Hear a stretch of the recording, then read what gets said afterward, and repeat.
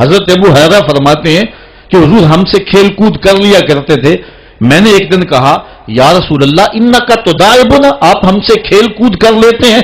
تو حضور نے فرمایا کہ میں کھیل کود کے اندر بھی سوائے حق کے علاوہ کچھ نہیں کہتا. میں تم سے مزاح بھی کر رہا ہوتا ہوں، میری زبان پر حق اور صداقت ہی جاری رہتی ہے.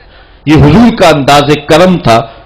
علماء نے اس بات کو لکھا ہے اگر حضور کی طبع کے اندر یہ شگفتگی نہ ہوتی، حضور کی طبیعت کے اندر مزاج کے اندر یہ شگفتگی نہ ہوتی، حضور تبسم کرنے والے نہ ہوتے، کوئی بندہ حضور علیہ السلام کو دیکھنے کی تاب ہی نہ رکھتا اور حضور سے اخذ فیض ہی نہ ہو سکتا. آقا کریم علیہ السلام کے سامنے کوئی ٹھہر ہی نہ سکتا، جو تھا نبوی جلال اس کی کوئی تاب نہ لا سکتا. اس لیے حضور علیہ السلام جب تنہا ہوتے تو حضور کے اوپر رکت طاری ہوتی، اور جب صحابہ کے سامنے ہوتے تو حضرت عائشہ فرماتی ہیں میں نے حضور سے زیادہ مسکرانے والا شخص زمانے میں دیکھا ہی نہیں. کثرت کے ساتھ حضور علیہ السلام مسکرایا کرتے تھے. حضرت عبداللہ ابن مسعود رضی اللہ تعالیٰ عنہ سے ایک روایت سنیے.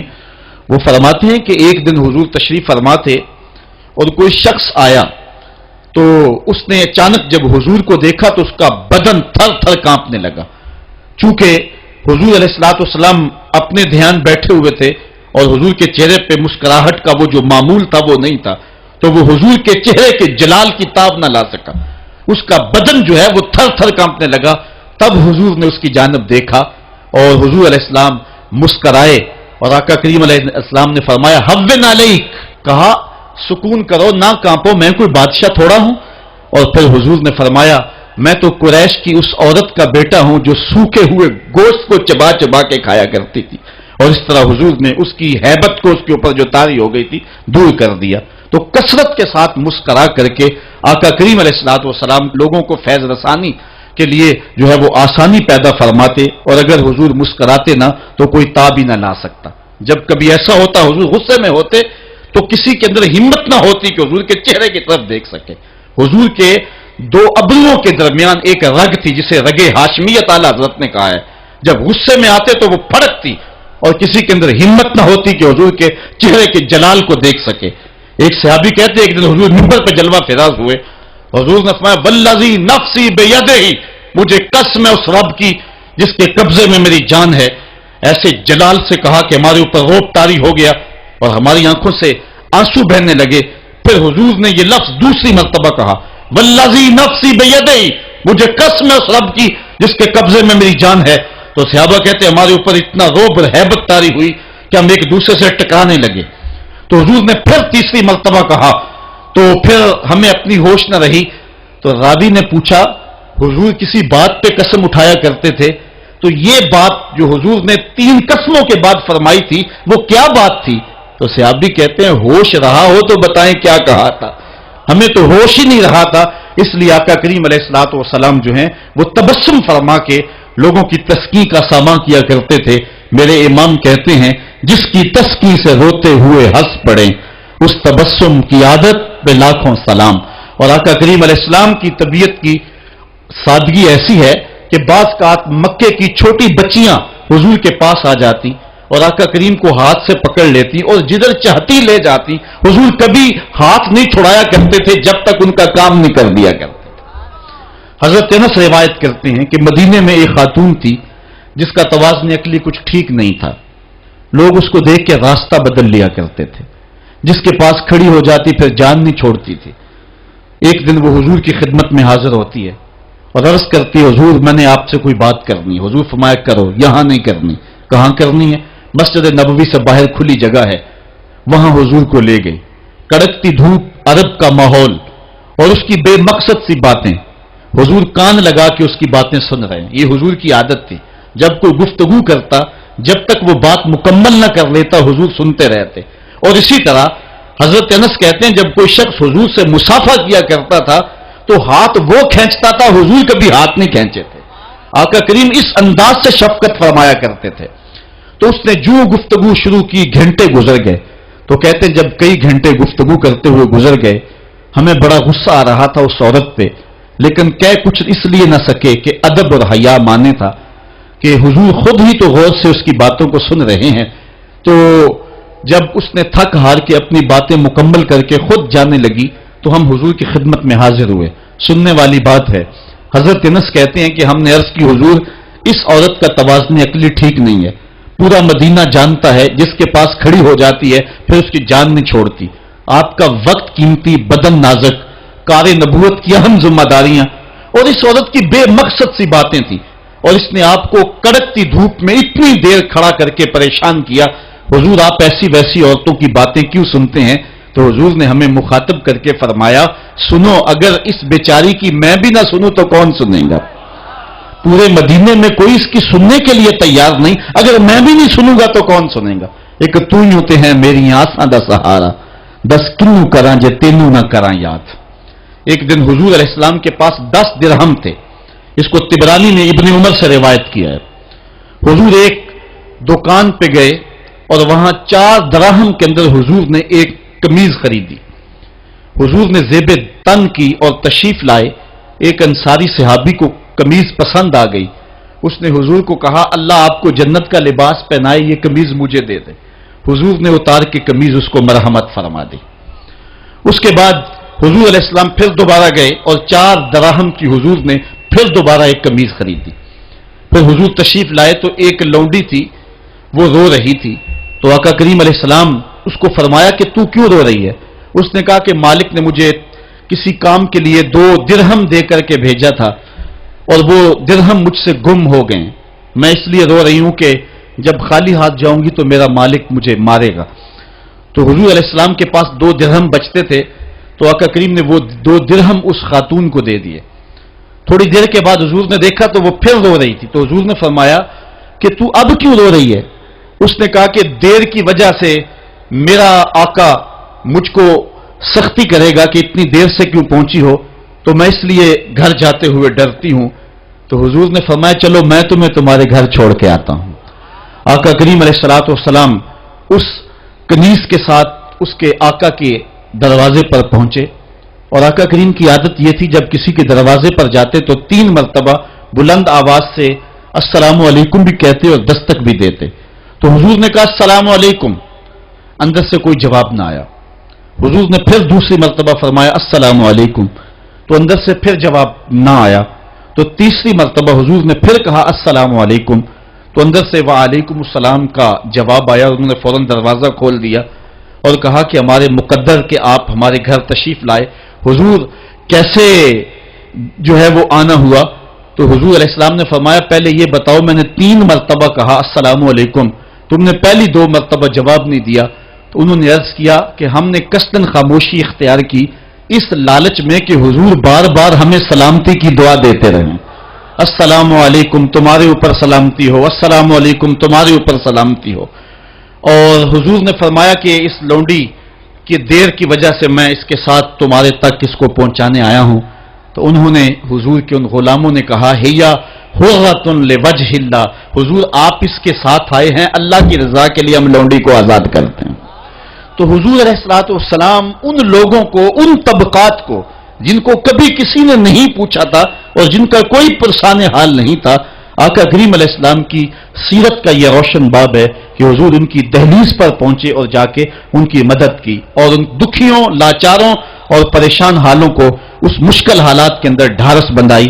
اور یہ وہی سیرت ہے جو سیدہ خدیجہ الکبریٰ رضی اللہ تعالی عنہا بیان فرماتی ہیں وَتُقْسِبُ الْمَعْدُومِ، آپ جو ہیں جن کا کوئی نہیں ان کے لیے کماتے بھی ہیں اور لاچاروں کا سہارا آپ کی ذات ستودہ صفات ہے. ایک شخص نے یورپ میں اسلام قبول کیا تو اسے پوچھا گیا کہ اسلام کی کس قدر نے تجھے متاثر کیا ہے؟ تو وہ کہنے لگا کہ سیرت کا صرف ایک واقعہ میری ہدایت کا سبب بن گیا. وہ کون سا واقعہ تھا جو تیرے لیے رہنمائی کا سبب بنا؟ اس نے کہا حضور کی مجلس لگی ہے، لوگوں کا ہجوم ہے، ایک آدمی اٹھ کے کھڑا ہوتا ہے حضور میرا بیٹا 2-3 دن سے گم ہے، مل نہیں رہا، آپ دعا کر دیں وہ مجھے مل جائے. قبل اس سے کہ حضور دعا کے لیے ہاتھ اٹھاتے اور اس کا بیٹا مل جاتا اور دعا باب اجابت تک پہنچتی. ایک دوسرا شخص جو دیر سے آیا تھا وہ دروازے پہ کھڑا ہو گیا، عرض گزار ہوا حضور میں اس کے بچے کو شکل سے پہچانتا ہوں، فلاں باغ میں بچوں کے ساتھ ابھی میں نے کھیلتے ہوئے دیکھا ہے. باپ نے جب سنا تو دوڑ لگا دی. 3 دن سے بچھڑا ہوا تھا، بیٹے ملنے کی خبر اس کو تڑپا گئی. हुजूर अलैहिस्सलाम ने फरमाया इसे बुलाओ। बुलाया गया, फरमाया बहुत जल्द है। जी हुजूर, आप जानते हैं कि एक बाप के जज्बात क्या होते हैं। बेटा बिछड़ा है, 3 दिन गुजर रहे हैं, अलग तड़प रहा हूं, उसकी मां बेचैन है, 3 दिन से कुछ खाया नहीं, कुछ पिया नहीं।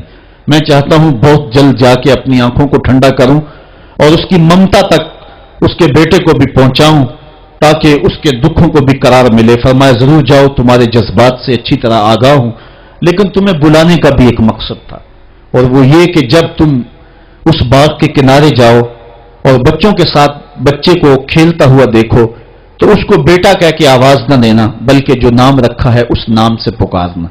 अर्ज की हुजूर, मेरा बेटा है, अगर बेटा कह के पुकारूंगा तो हर्ज भी क्या है।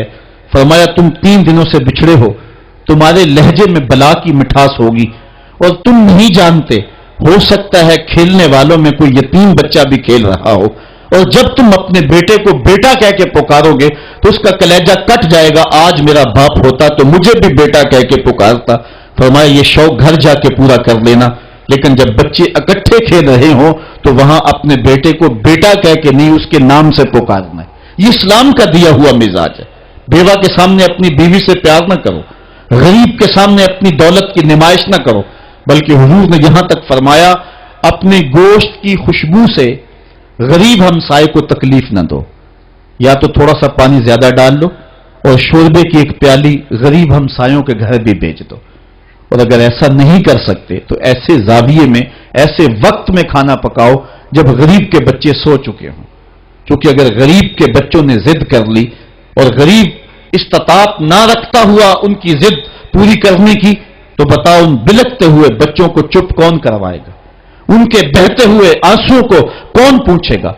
वो क्या किसी ने कहा था, दोपहर को सुला देती है बच्चों को वो इस डर से गली में फिर खिलौने बेचने वाला ना आ जाए।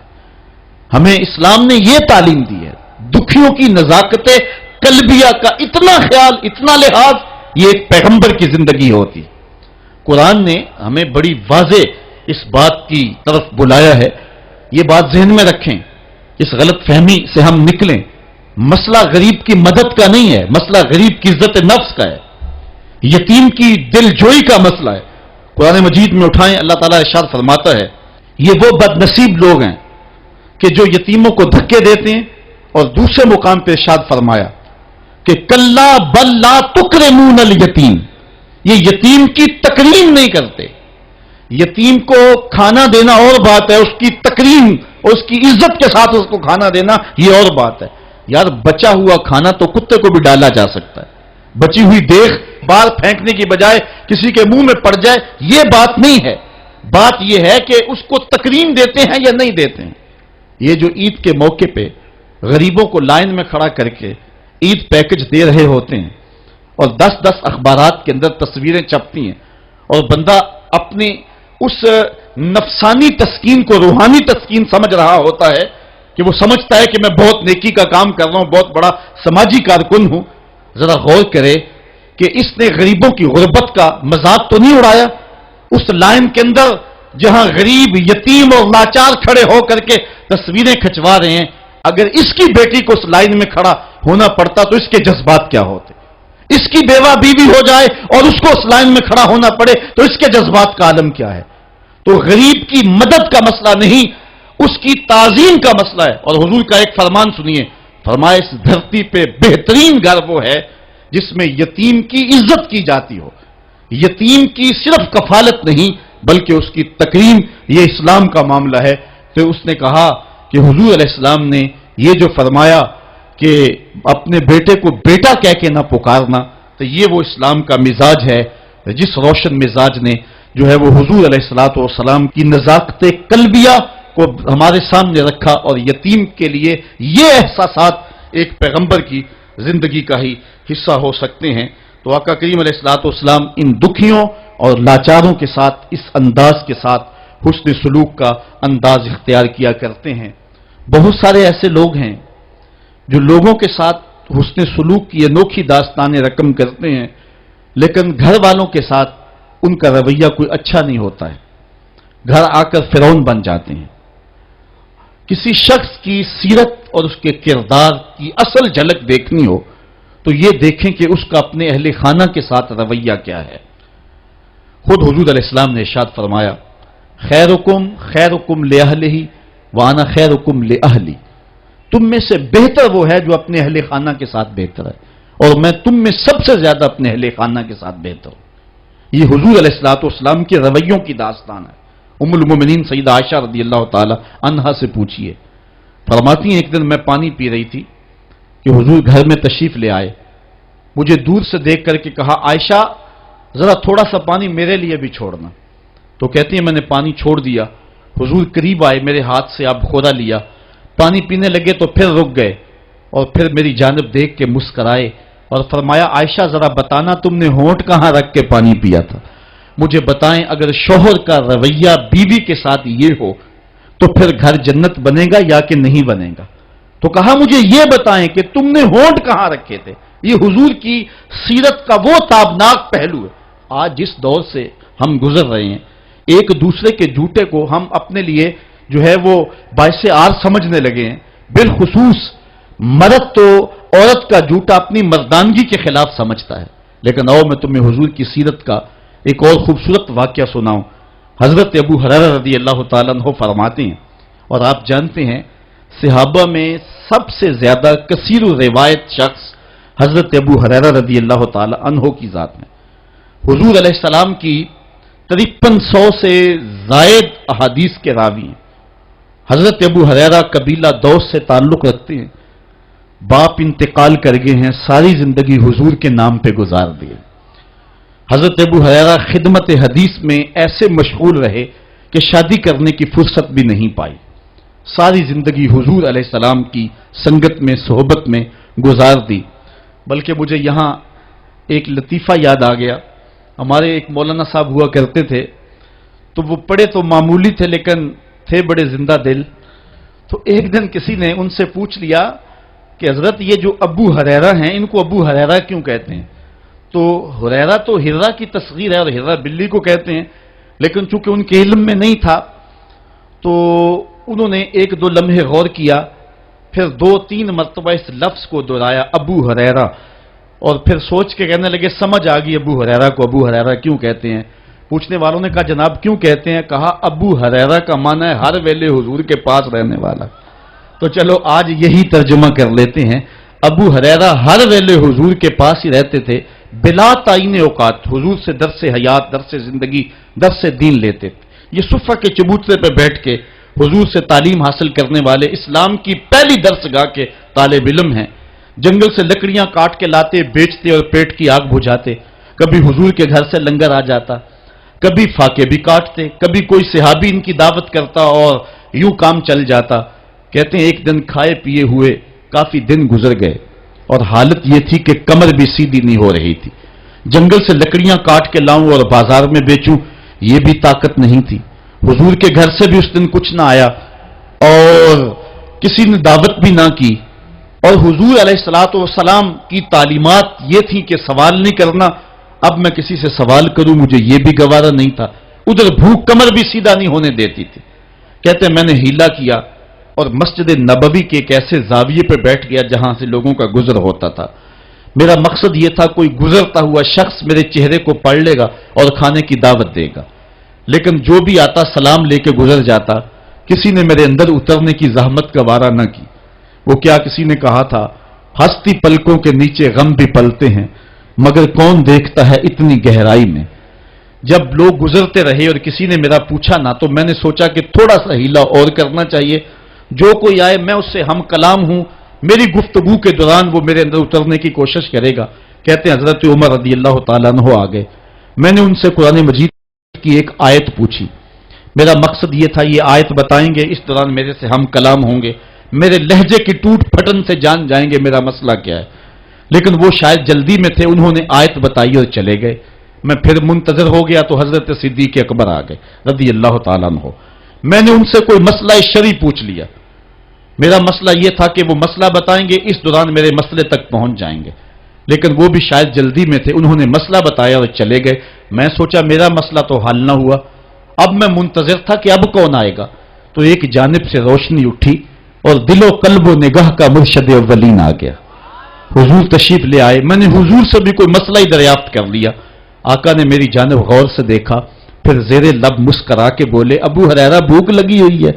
मैंने कहा जी हुजूर भूख लगी है। कहा फिर मेरे पीछे पीछे आ जाओ। आगे रिवायत आपने उलमा से सुनी है, हुजूर ने घर वालों से कहा कुछ है? उन्होंने कहा हाँ जी दूध का एक प्याला है। फरमाया अबू हुरैरा? मैंने कहा जी हुजूर। कहा सुफ़ा के चबूतरे पे जो बैठे उनको भी बुला लाओ। सिर्फ अबू हुरैरा ही हर वेले पास नहीं रहता, और भी हर वेले पास रहते हैं, उनका भी ख्याल है हुजूर को। तो कहते हैं दूध का एक प्याला, और मैं गया तो 70 लोग थे, हुजूर का हुक्म था बुला लाया। हुजूर ने मेरे हाथ में दूध का प्याला दिया और कहा दाएं से शुरू हो जाओ। मैंने एक शख्स को दूध दिया और दूध पे नजर रखी, उसने जी भर के पिया, लेकिन दूध खत्म ना हुआ। दिल को तसल्ली हो गई, दूसरे को, तीसरे को, 70 आदमी दूध पी गए। दूध का प्याला भरे का भरा, लगता यह था अल्लाह ने दूध के प्याले का ताल्लुक कौसर की नहर से जोड़ दिया। जब 70 आदमी पी गए, आला हजरत का उसलूब भी देखिए। बरेली से आवाज आ रही है, क्यों जनाबे अबू हुरैरा, कैसा था वो जामे शीर जिससे 70 साहिबों का दूध से मुंह फिर गया? कहा अबू हुरैरा कौन बाकी? अर्ज की हुजूर एक मैं बाकी, एक आप बाकी। फरमाया कि अबू हुरैरा तुम पियो। कहते हैं मैंने पिया, शराब होके पिया। हुजूर ने फरमाया और पियो, मैंने और पिया।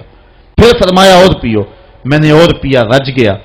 तो हुजूर ने फरमाया अबू हुरैरा और पियो। मैंने कहा मुझे कसम उस रब की जिसने आपको हक के साथ मबूस किया है, मेरे में एक कतरे की गुंजाइश भी नहीं है।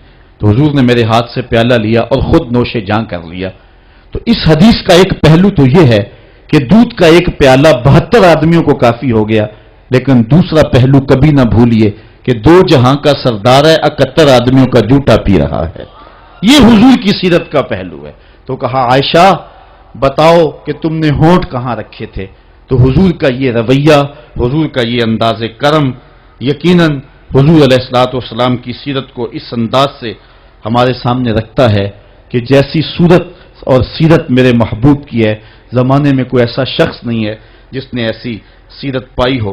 हजरत अब्दुल्ला बिन अबी औफा रज़ी अल्लाह ताला अन्हु हुजूर अलैहिस्सलाम की सीरत के उन्वान को इस अंदाज में बयान करते हैं, कान रसूलुल्लाह सल्लल्लाहु अलैहि वसल्लम युक्सिरु ज़िक्र, हुजूर कसरत के साथ अल्लाह का जिक्र करने वाले थे, जुबान अल्लाह के जिक्र से तर रहती थी।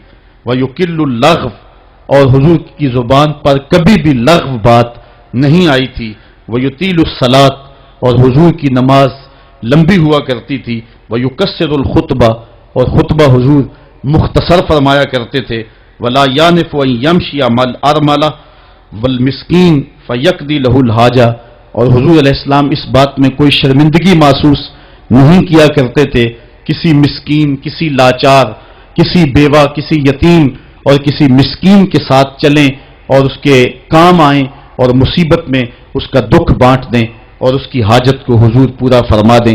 ये हुजूर अलैहिस्सलाम की सीरत के वो रोशन पहलू हैं कि आका करीम अलैहिस्सलाम की सीरत जमाने के सामने ऐसा नूर बांटती है, ऐसे उजाले फैलाती है। एक शख्स ने हुजूर अलैहिस्सलाम से वादा किया कि आप यहां रुकें और मैं अभी आता हूं, तो आका करीम अलैहिस्सलाम उसके इंतजार में वहां रुके। 3 दिन गुजर गए और वो ना आया, चूंकि हुजूर वादा कर चुके थे कि मैं तेरे आने तक यहां रहूंगा। तीसरे दिन उसको जाके याद आया तो वो वापस पलटा।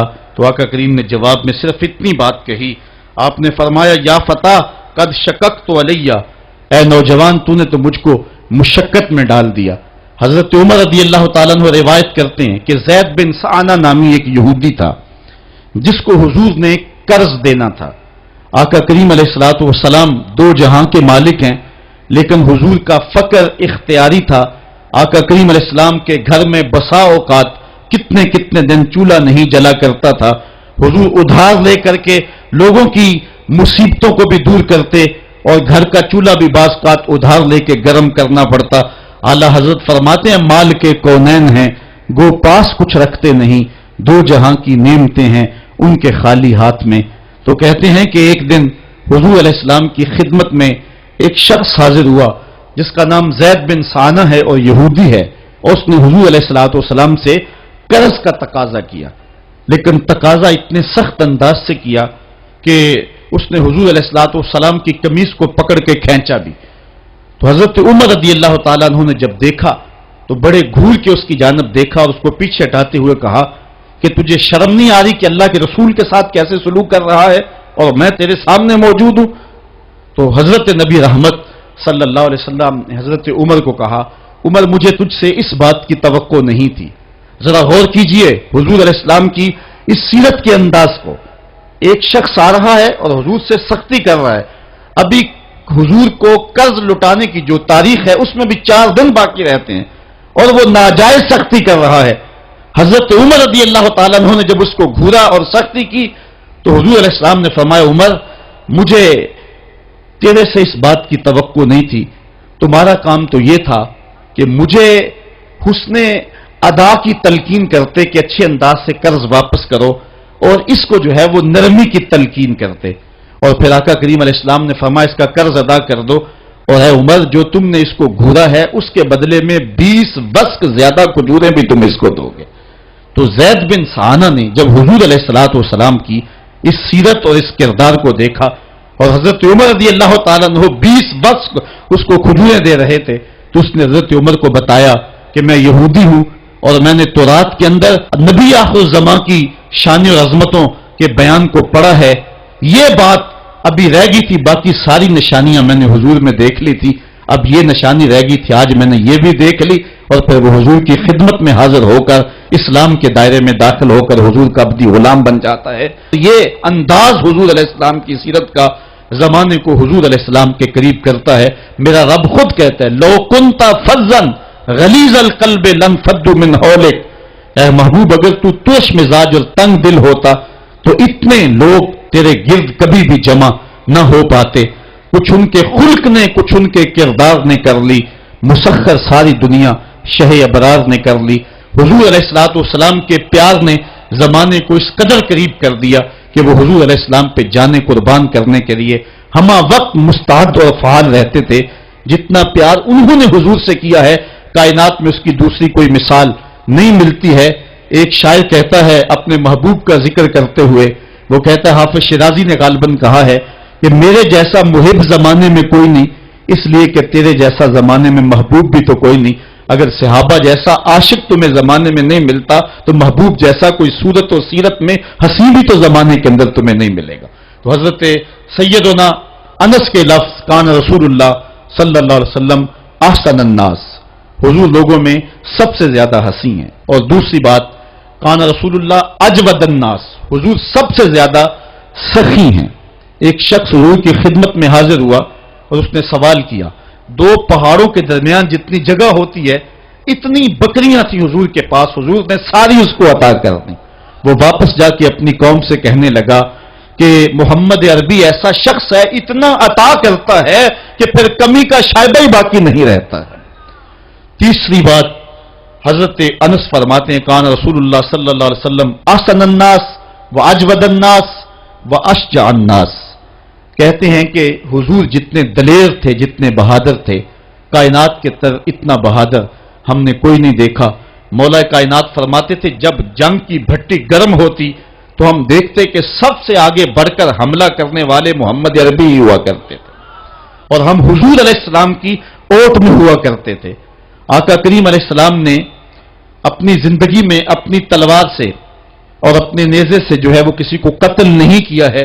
صرف ابی بن خلف وہ بد نصیب شخص تھا جس نے کہا تھا کہ میں نے گھوڑا رکھا ہے جس کو 16 رتن مکئی کے دانے روز ڈالتا ہوں اور اس گھوڑے کے اوپر سوار ہو کے میں آؤں گا اور اے محمد معاذ اللہ آپ کو شہید کر دوں گا. تو حضور علیہ السلام نے فرمایا اللہ نے چاہا تو میں تجھے قتل کروں گا. اور پھر غزوہ احد کے موقع پہ جب وہ آیا کہنے لگا کہ میرا راستہ چھوڑ دو، اور پھر وہ گھوڑا لے کر کے آگے بڑھا. صحابہ آگے بڑھنے لگے تو حضور نے فرمایا پیچھے ہٹ جاؤ. حضرت حارث بن سما سے حضور نے چھوٹا سا نیزہ لیا اور آگے بڑھ کے اللہ کے محبوب علیہ السلام نے اس کے گلے کے قریب اس کا ہلکا سا کچوکا دیا اور چھوٹا سا زخم اس کی گردن پہ لگا تو وہ بھاگتا تھا اور چیختا تھا اور کہتا تھا کہ قاتلنی محمد، محمد نے مجھے قتل کر دیا ہے. لشکر والوں نے کہا ابی بن خلف عجیب بات ہے، ایک چھوٹا سا زخم ہے اور تو اتنا شور ڈال رہا ہے. اس نے کہا تم نہیں جانتے ہو کہ مجھے کتنی اس کی تکلیف ہو رہی ہے، اگر میری اس تکلیف کو پورے لشکر میں بانٹ دیا جائے تو سارا لشکر مر جائے، جو تکلیف مجھے محمد کی اس ضرب سے پہنچی ہے۔ اس نے کہا مجھے محمد نے کہا تھا کہ تجھے میں قتل کروں گا، اس نے تو پھر مجھے نیزہ مارا ہے، مجھے یقین ہے کہ اگر وہ میری جانب غصے سے تھوک بھی دیتا میں پھر بھی نہ بچ سکتا۔ تو یہ حضور علیہ الصلوۃ والسلام کی جو ہے وہ دلیری اور بہادری کے قصے ہیں کہ آقا کریم علیہ السلام کی ضرب کو کون برداشت کرے، ایک معمولی خراش برداشت نہ کر سکا اور نارے جہنم میں جہنم کا وہ کتا جا پہنچا۔ تو آقا کریم علیہ الصلوۃ والسلام کی سیرت کے اس عنوان کو حضرت انس نے کتنے خوبصورت انداز میں بیان کیا۔ کان رسول اللہ صلی اللہ علیہ وسلم احسن الناس و اجود الناس و اشجع الناس، لوگوں میں سب سے دلیر بھی حضور، سب سے سخی بھی حضور، اور سب سے صورت و سیرت میں حسین بھی حضور۔ حضرت نبی رحمت صلی اللہ علیہ وسلم غزوہ حنین کے موقع پہ آپ دیکھیں، سفید خچر کے اوپر سوار ہیں اور ایک پہاڑی درے میں کافر گھات لگائے بیٹھے تھے۔ جب اچانک انہوں نے تیر اندازی کی تو لشکر اسلام میں بھگدڑ مچ گئی۔ اس وقت حضور تھے جو خچر کو آگے بڑھا رہے تھے، حضرت عباس رضی اللہ تعالیٰ عنہ رکاب تھامے تھے اور آقا کریم کہہ رہے تھے انا نبی لا کذب انا ابن عبد المطلب، میں نبی ہوں، اس میں کوئی جھوٹ نہیں، میں عبد المطلب کا بیٹا ہوں۔ تو حضور علیہ السلام کا یہ انداز کہ جب میدان کے اندر بھگدڑ مچی ہے تو سب سے آگے بڑھ کر کے کفار پر حملہ کرنے والے سفید خچر کے اوپر مصطفیٰ ہیں۔ علماء نے حضور کی بہادری کے اس قصے کو بیان کرتے ہوئے فرمایا جنگوں میں خچر کا سفید ہونا، ایک تو خچر کا ہونا بہادری پہ دلیل ہے، اس لیے کہ گھوڑے رکھے جاتے ہیں کہ بھاگنا آسان ہو، اور دوسرا مٹیالے رنگ کے جو ہے وہ جانوروں کی سواری کی جاتی ہے، یہ فوج کی وردی کا رنگ مٹیالہ، اس کی حکمت بھی یہ ہے۔ لیکن آقا کریم علیہ الصلوۃ والسلام سفید خچر پہ جو ہے وہ سوار تھے۔ حضور اتنے شجاع تھے، اتنے بہادر تھے، میدان میں بھاگنے کے لیے نہیں آتے تھے بلکہ حضور کفر کے چھکے چھڑانے کے لیے میدان میں داخل ہوا کرتے تھے۔ آقا کریم علیہ الصلوۃ والسلام کی سیرت کا وہ کون سا پہلو ہے اور وہ کون سا رنگ ہے جس نے معاشرے کو روشنی اور معاشرے کو اجالا نہیں دیا؟ آج میرے اور آپ کے آقا و مولا کی یہ سیرت ہمیں حضور علیہ الصلوۃ والسلام کی محبت کا حقدار بنائے گی۔ حضور اس دنیا کے اوپر مکارم اخلاق کی تکمیل کے لیے جلوہ گر ہوئے اور قرآن آپ کے خلق کی گواہی ہے، اس لیے حضور کی سیرت کو اپنانے کا تقاضا یقیناً آج کی اس بابرکت محفل میں آج کا یہ اجتماع ہم سے کر رہا ہے۔ ہم اپنی زندگی کو اور طرز حیات کو حضور کی سیرت کے سانچے میں ڈھال کر کے زندگی کی ایک ایک سانس اور ایک ایک لمحہ حضور کے نام پہ گزار دیں گے۔ اور آقا کریم علیہ الصلوۃ والسلام نے جس انداز سے اپنا خوبصورت زمانہ اور حیات ظاہری کا وقت گزارا اور ہمارے لیے روشنی چھوڑی، وہ قیامت تک آنے والی نسلوں کے لیے ایک اجالا ہے۔ امت مسلمہ بھانج نہیں ہے کہ اس کو عبادات کا طریقہ کسی اور جگہ سے لینا پڑے اور حسن اخلاق کسی اور جگہ سے لینا پڑے، اس کو قوانین کسی اور جگہ سے لینے پڑیں اور ان کو جو ہے وہ اپنی آئلی زندگی کا نظام کسی اور جگہ سے لینا پڑے۔ ہماری زندگی کے سارے نمونے مصطفیٰ کریم کی ذات میں موجود ہیں۔ میرے رب نے کہا لقد کان لکم فی رسول اللہ اسوۃ حسنہ، حضور کی زندگی تمہارے لیے بہترین نمونہ ہے۔ اللہ حضور کی زندگی کا نور ہمارے من میں اتار دے، ہمارے باطن کو حرارت اور نور اور اجلا پن نصیب کرے۔ کار ما آخر شدو آخر ز ما کار نشد، مشت خاک ما غبارے کوچہ یار نشد، و آخر دعوانا ان الحمدللہ رب العالمین۔